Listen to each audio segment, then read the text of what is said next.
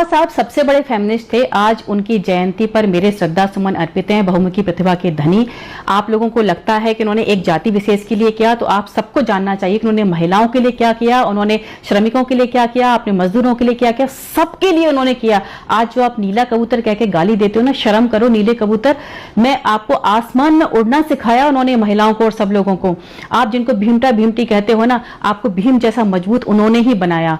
महिलाओं को तो खास तौर पर उनकी ऋणी रहनी चाहिए। उन्होंने उनकी जिंदगी को बदल दिया। आपको दो चीजें जानना चाहिए, हिंदू कोड बिल और मनुस्मृति। मनुस्मृति में आपके लिए जो चीजें लिखी हुई थी ना, आपको लगेगा कि आपकी जिंदगी कुछ थी ही नहीं। ना आपको शिक्षा का अधिकार, ना आपको संपत्ति का अधिकार, ना आपको बाहर नौकरी करने का अधिकार, कोई अधिकार नहीं था। सिर्फ आपको अपने पिता पुत्र और उसके संरक्षण में रहने का अधिकार था, पति के संरक्षण में। आपकी भूमिका सिर्फ घर तक थी। अगर पति अगर दुराचारी है ना, तो भी आपको उसको देवता समझकर माफ कर देना है, ये आपके उसमें लिखा हुआ था। तो उन्होंने मनुस्मृति को फाड़ दिया, ये सारी चीजों को। शूद्रों के लिए भी ऐसी बातें लिखी हुई थी, उन्होंने सबको फाड़ दिया। आप महिलाओं के लिए क्या क्या नहीं किया। उन्होंने हिंदू कोड बिल लेके आए, जिसके तहत एकल विवाह यानी पति सिर्फ एक ही विवाह कर सकता है, ये बिल आया।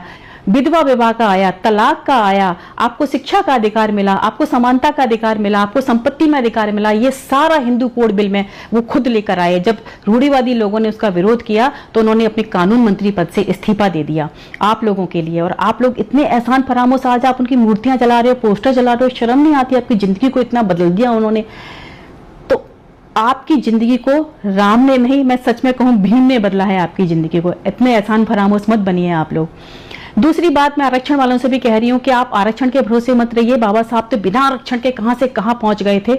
उन्होंने हर चीज अपनी काबिलियत के हासिल पे की, तो आप भी वही कीजिए। और समाज में अगर आपको आर्थिक उन्नति चाहिए तो नौकरियों के भरोसे आप मत रहिए, आप व्यवसाय के क्षेत्र में भी उतरिए, क्योंकि पैसा बोलता है, पैसे की ताकत भी अपने आप में बहुत होती है। तो आप लोग खाली नौकरियों के पीछे नहीं, आप व्यवसाय में आइए और बराबरी से रहिए व्यवसाय में।